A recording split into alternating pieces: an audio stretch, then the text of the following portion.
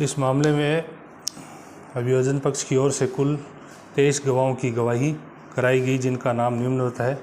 PW1 ladies ASI Guddi Rani, PW2 Subhash Chandra draftsman, PW3 ESI Naresh Kumar, PW4 EASI Kulvir Singh, PW5 head constable Narendra Kumar, PW6 head constable Sandeep Kumar, PW7 EASI Karshan Kumar, PW8 inspector Anil Kumar, PW9 doctor Amarchand Kaushik, PW10 doctor Praveen सहायक professor pathology विभाग, MAMC Agroha, PW11 EHC Dalbir Singh, PW12 SI Deshraj, PW13 PSI Rajpal, PW14 head constable Suresh Kumar, PW15 doctor Vinod Kumar Kangra chemical examiner, PW16 Suresh Kumar, PW17 Kashibai, PW18 doctor Dilbag Singh professor and head FMD MAC MC Agroha, PW19 head constable Anil Kumar, PW20 SI Karanpal, PW21 head constable Phalel Singh, PW22 inspector Umed Singh, PW23 inspector Pradeep Kumar.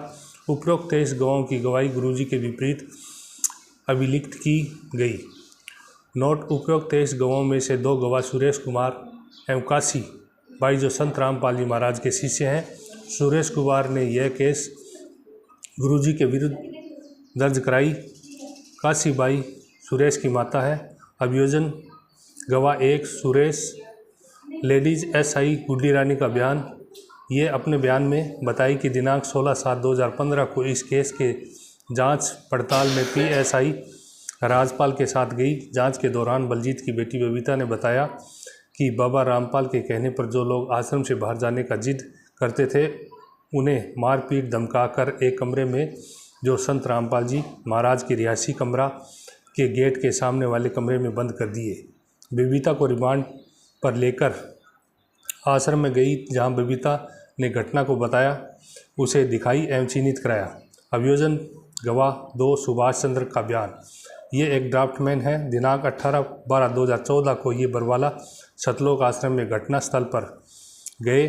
PSI Rajpal के निशानदेही पर घटनास्थल का इन्होंने scale से नक्शा तैयार किया, जिस पर मेरा अर्थात सुभाष चंद्र दास जी का हस्ताक्षर है। अभियोजन गवाह number 5 head constable Narendra Kumar. इसका बयान है कि 13/7/2015 को PSI राजपाल के साथ जांच में गए जुडिशियल मजिस्ट्रेट श्री मुकेश कुमार इसार ने परमिशन लेकर अभियुक्त वीरेंद्र उर्फ विजेंद्र, जो गुरुजी का बड़ा लड़का, जोगिंदर उर्फ बिल्लू, गुरुजी का भांजा, से पूछताछ किया।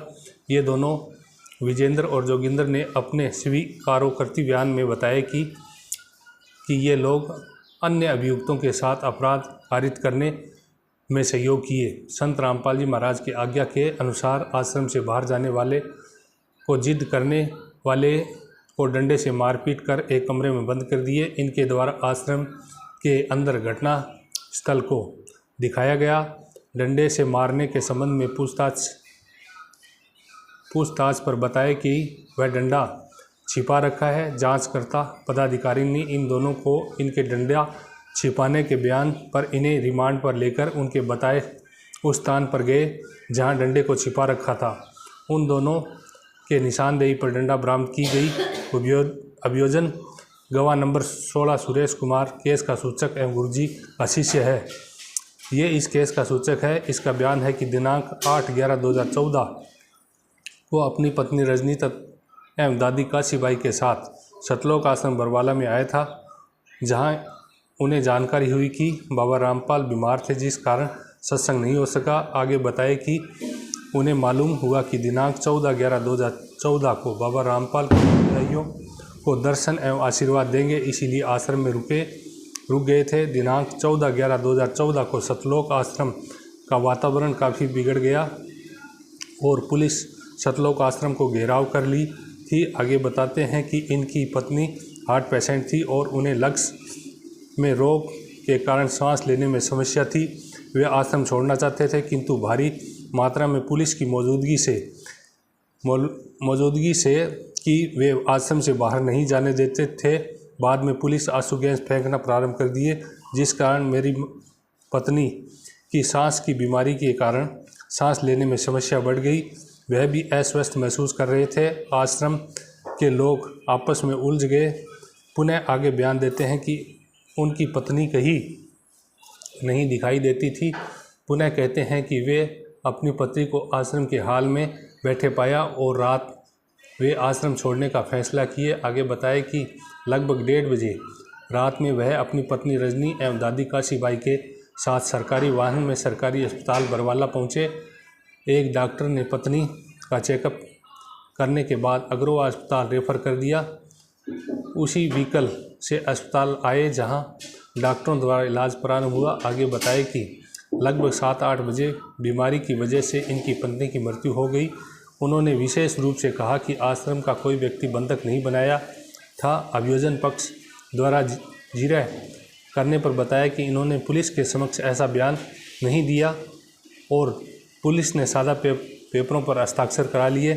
अभियोजन पक्ष गवाह नंबर 17 काशीबाई, ये गुरुजी का शिष्या है, एक मृतक रजनी की दादिया सास है, अपने बयान में बताई कि लगभग 25 वर्ष पूर्व अपने पोता सुरेश एवं सुरेश की पत्नी रजनी के साथ सतलोक आश्रम बरवाला में सत्संग में आए थे, जहां मालूम हुआ कि गुरुजी बीमार थे। बीमारी के कारण सत्संग नहीं हो सका।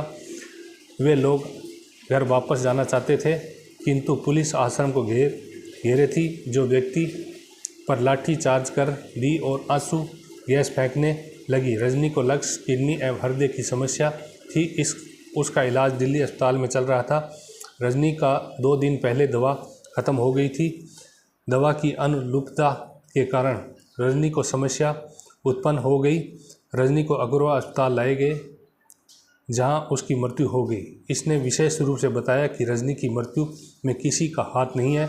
अभियोजन पक्ष की ओर से जिरह करने के दौरान बताई कि वे ऐसा बयान पुलिस के सामने नहीं दिया था और पुलिस सादा कागज़ पर इनका अंगूठा का निशान ले लिए। सच साहेब ज्ञान अमृत एवं षड्यंत्र का विष नामक पुस्तक का PDF है। लिंक प्राप्त करने के लिए 98 28 65 65 28 देवपाल दास, सूरतगढ़ जिला श्री गंगानगर राजस्थान से। यह पुस्तक PDF की कोर्ट की PDF फाइल है। सतगुरु रामपाल जी महाराज के सभी केसों की जानकारी है इसमें। 426, 27, 28, 29, 30 5 केसों का विवरण है इस पुस्तक के अंदर। सत साहिब। जय हो बंदी छोड़। सतगुरु रामपाल जी महाराज की जय हो।